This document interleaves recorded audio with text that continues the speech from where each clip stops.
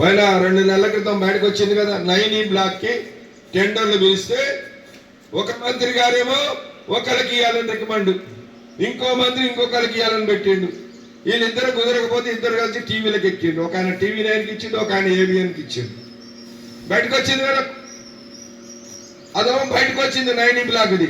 ఇంకా మిగిలిన టెండర్లు బయటికి వస్తాయి, రావాలి అవి కూడా. ఎందుకంటే సింగరేణిలో మీరు చూస్తున్నారు, మీరు ఓసీలలో పనిచేస్తున్నారు. 45 సంవత్సరాల నుంచి ఓసీలు వచ్చినప్పటి నుంచి ఓసీకి టెండర్లు పిలిస్తే ఏ టెండర్ అయినా మైనస్ వేసారు కానీ ప్లస్ ఎక్కడ మళ్ళా చూడండి. 150 రూపాయలు ఒక టన్ను మట్టి తీయాలంటే రేట్ అనుకొని కంపెనీ టెండర్ పిలిస్తే ఒక ఆయన 145కే చేస్తున్నాడు, ఇంకొక ఆయన 140కే చేస్తున్నాడు, ఇంకొక ఆయన 130కే చేస్తున్నాడు. ఎవరు 130కి చేస్తుండో L1 ఆయనకి ఇచ్చేసాడు.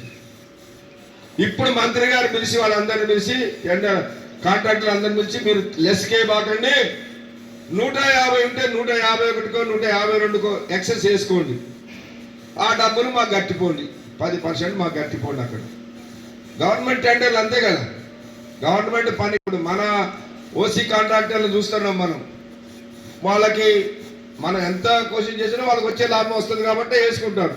అంత లెస్ వేసిన టన్నుకి 20 రూపాయలు లెస్ వేస్తే లక్షల టన్నులు మట్టి తీస్తాడు ఆయన. ఎన్ని కోట్ల రూపాయల లాభం మిగిలింది ఇప్పుడు? అవి ఇప్పుడు అక్కడ గట్టి వస్తున్నారు కాబట్టి ఇది అవుతుంది. అదే కదా 9E బ్లాక్ మీద జరిగింది. ఇప్పుడు ఈ మిగిలినటువంటి ఓసీల మీద కూడా ఎంక్వైరీ జరపాలి. ఎవడెవడు ఎక్సెస్ చేసిండ్రో ఈ మధ్య కాలంలో, ఈ సంవత్సరంన్నర కాలం నుంచి ఎందుకు ఎక్సెస్ చేశారు, అంతకుముందు మైనస్ వేసే టెండర్లు ఇప్పుడు ప్లస్ ఎందుకు పడుతున్నాయి, దీన్ని కారకులు ఎవడనేది తీయాలి కదా.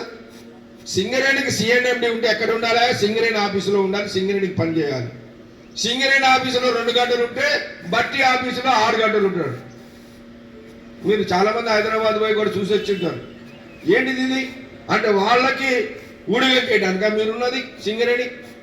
సింగరేణి కంపెనీకి చేయాలి, మీరు సింగరేణి కంపెనీని కాపాడడానికి ఉండాలి.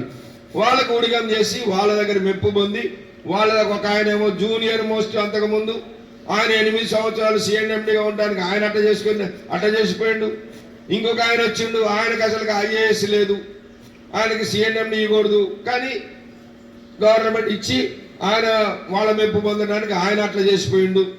ఇప్పుడు వచ్చిన ఆయన ఇట్లా అంటాడు. ఏంటిది వాళ్ళ?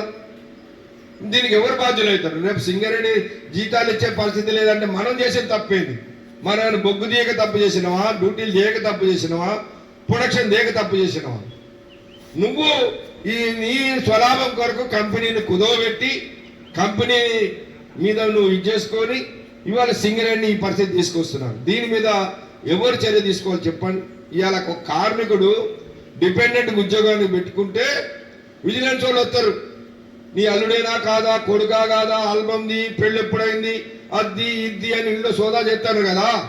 మరి ఈ విజిలెన్స్ డిపార్ట్మెంట్కి బుద్ధి ఉండాలి కదా. ఇన్ని కోట్ల రూపాయలు కుంభకోణం జరుగుతుంటే నువ్వేం చేస్తావు? నీ విజిలెన్స్ ఏమైంది? మరి నువ్వు దాని మీద చేయాలి కదా విజిలెన్స్.